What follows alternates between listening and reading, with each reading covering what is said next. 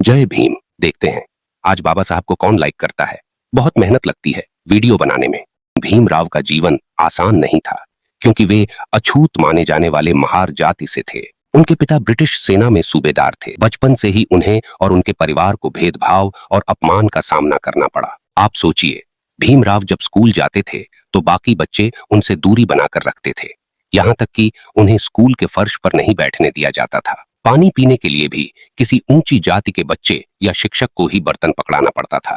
ये सब बातें किसी भी इंसान को तोड़ सकती थीं। उनकी यह जिद उन्हें पढ़ाई में और आगे बढ़ाती गई। वे बचपन से ही होशियार थे और आगे चलकर उन्होंने कोलंबिया यूनिवर्सिटी से PhD ली और लंदन स्कूल ऑफ इकोनॉमिक्स से कानून की डिग्री हासिल की। ये वो दौर था जब भारत में किसी दलित का विदेश जाकर इतनी ऊंची शिक्षा प्राप्त करना सपना सा लगता था।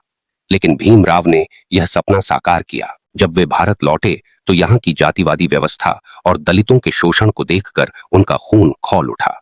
उन्होंने इस व्यवस्था के खिलाफ लड़ाई शुरू की। 1927 में महाड़ तालाब सत्याग्रह का नेतृत्व किया, जहां उन्होंने दलितों को पानी पीने का अधिकार दिलाने के लिए संघर्ष किया। यह महज एक जलस्रोत की लड़ाई नहीं थी, बल्कि यह उन अधिकारों की लड़ाई थी जिनसे दलितों को सदियों से वंचित रखा गया था। भीमराव का सबसे बड़ा योगदान तब आया जब उन्हें भारतीय संविधान का निर्माण करने की जिम्मेदारी मिली।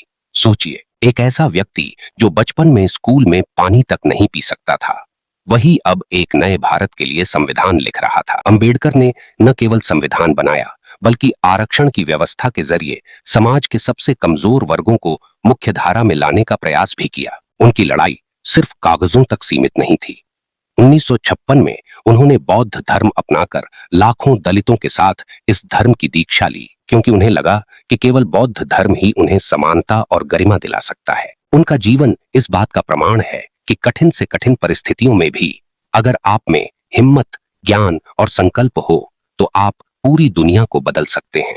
आज भी भारत उन्हें बाबा साहेब के नाम से श्रद्धा से याद करता है, क्योंकि उन्होंने न केवल संविधान दिया बल्कि समाज के सबसे पिछड़े वर्गों को आवाज दी, उन्हें उठने का मौका दिया। भीमराव अंबेडकर की कहानी सिर्फ एक व्यक्ति की नहीं, बल्कि लाखों लोगों की प्रेरणा है जो अन्याय और भेदभाव से लड़कर अपने हक के लिए खड़े होते हैं। जय भीम। देखते हैं आज बाबा साहब को कौन लाइक करता है। बहुत मेहनत लगती है वीडियो बनाने में।